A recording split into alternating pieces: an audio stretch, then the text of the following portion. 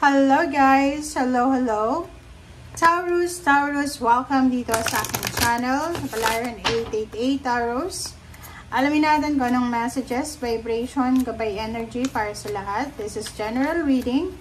Pwede kang makaresonate, gamitin mo ang iyong intuition sa panonood, Taurus. Okay, Taurus, this is weekly tarot reading. So, ang nakikita ko sa'yo dito is number 14, 5.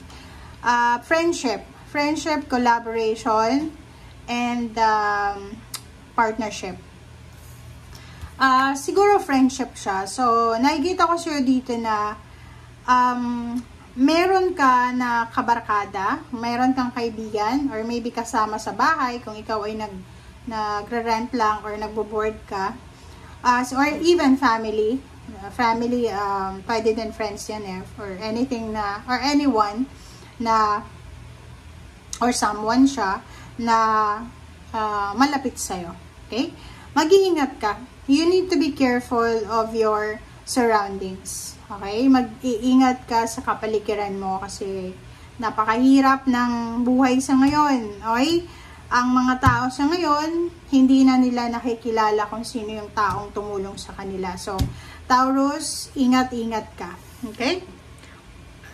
Huwag masyadong magtitiwala. And huwag masyadong ibigay yung 100% na tiwala talaga. Okay? Yun yung kailangan mong gawin sa linggo ito.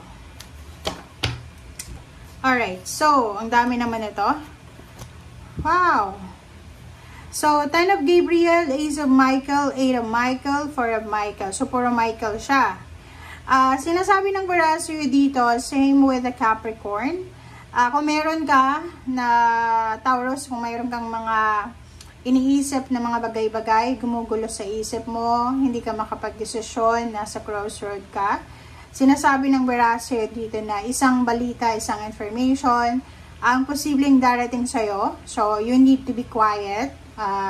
Kasi pag masyado tayong maingay, masyado tayong magulo, masyadong aggressive and impulsive yung approach natin sa buhay, may mga blessings, mayroong mga good news na hindi natin masyadong napapansin kasi we are focused sa kung ano yung pinagpo-focusan natin sa ngayon.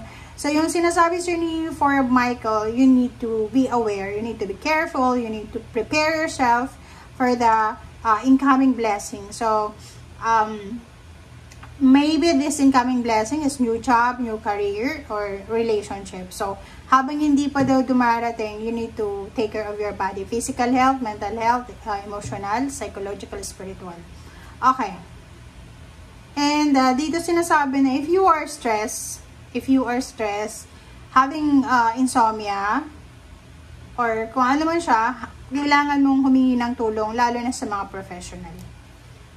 Okay, doctor, diba?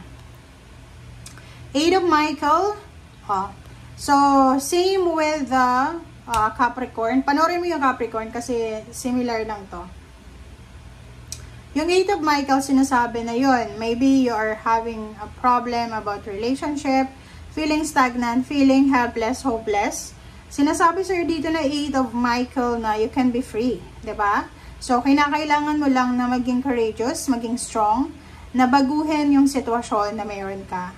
So, siguro sa ngayon, hindi mo pa masyadong nakikita kung ano yung mga bagay-bagay para sa future mo. But don't worry, okay? Ace of Michael, wow. So, similar siya dito sa 4 of Michael na kailangan mong ihanda ang sarili mo, isang napakagandang idea or new idea na posibleng darating sa'yo or new inspiration siya. So, wag mong hahayaan yung past mo na or yung ano man yan na negativity and toxicity na pwedeng maghinder sa progress mo. So, kung ano man itong naiisip mo ngayon, kailangan mong gawin siya as soon as possible and clear up communication problems with others. So, iwasan natin yung pakikipag-away, pakikipag-diskusyon, or yung mga tao na pwedeng magalit sa atin. Okay? You need to clear up misunderstanding or anything. So, 10 of Gabriel.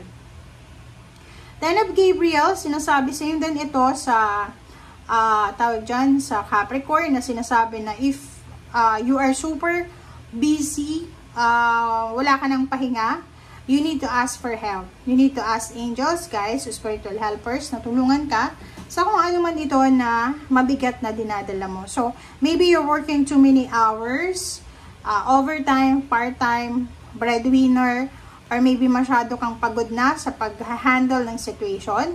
Iwasan natin yung pag-please ng mga tao kasi wala kang panalo sa people pleasing, 'di ba? Walang nananalo sa pag-people please, kundi yung taong piniplease mo. So, iwasan mo yung people pleasing, iwasan mo yung mabilis na actions, and ask help as much as possible kung kailangan. And umiwas tayo sa mga bad influencer, 'di ba? Yung mga taong kaibigan, kamag-anak na hindi magandang influence.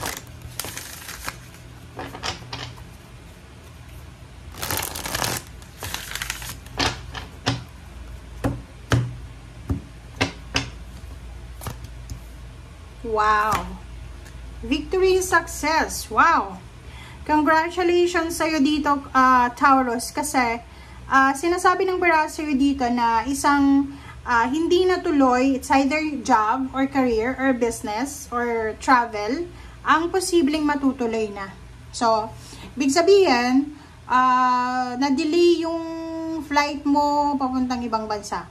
Or maybe na-delay yung plano mong pagpunta sa Maynila kung nasa probinsya ka.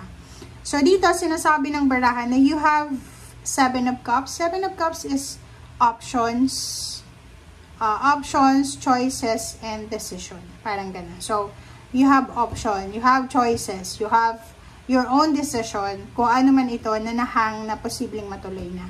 Okay? And 6 of Wands, yung 6 of Wands dito is victory and success eh. Maybe may mga naantala or na-delay na yun, higher salary,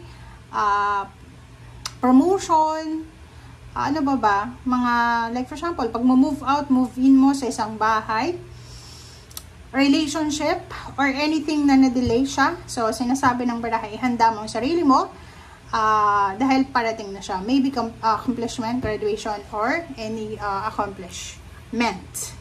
Okay.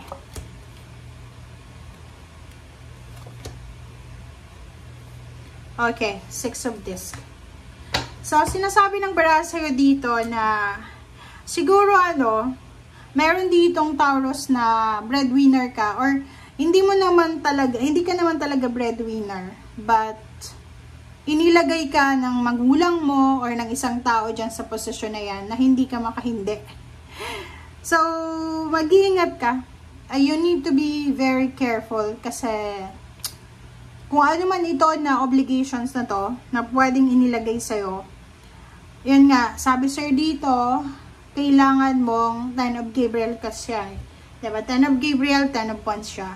So, dalawang 10 of Wands. So, sinasabi na masyado kang pagod na pagod, masyado kang workaholic, or masyado kang nag-iisip para sa well-being ng iyong family, masyado kang nag-iisip para i-please yung mga tao sa paligid mo. So, iwasan mo yan kasi hindi yan maganda. Hierophant, ask help if you need help.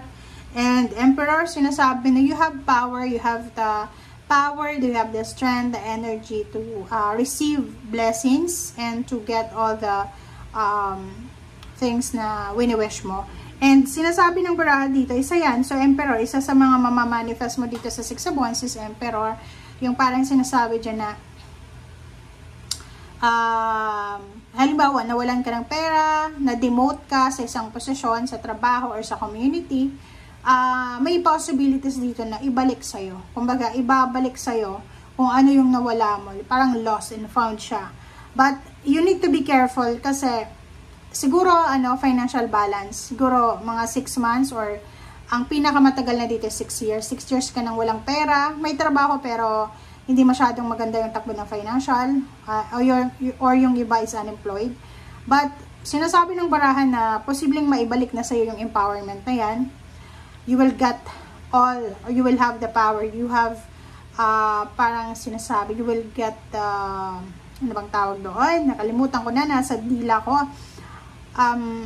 Authority, 'di ba? Magkakaroon ka ng authority para gawin kung ano ang mga gusto mong gawin sa buhay. Ang isa sa pinaka wini-wish mo sa ngayon is pera. Talaga. Financial stability. Yun yung pinaka-wish mo. Kasi, pakiramdam mo, Taurus, na once na naging stable ka sa financial, magiging smooth na yung lahat. Okay? So, yun. Thank you for watching. Bye!